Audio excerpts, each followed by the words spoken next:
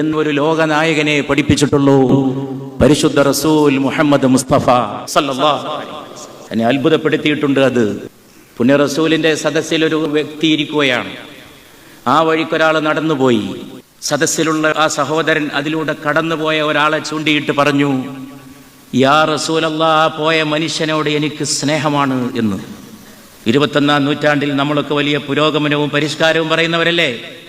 നമ്മളെയൊക്കെ ഞെട്ടിപ്പിക്കുന്ന ഒരു ചോദ്യം പുണ്യ റസൂൽ ചോദിച്ചു സല്ലല്ലാഹു അലൈഹി വസല്ലം.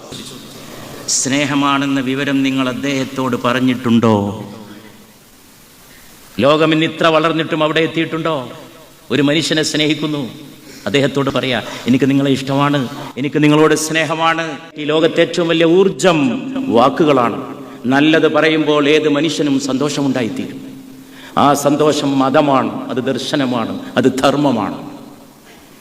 പുഞ്ചിരിക്ക് പുണ്യ റസൂൽ നൽകിയിട്ടുള്ള പേര് മാധുര്യം എന്നാണ്. പുഞ്ചിരി തൂകൂ, അത് ഹലാവയാണ് എന്ന് പരിശുദ്ധ റസൂൽ സല്ലല്ലാഹു അലൈഹി വസല്ലം.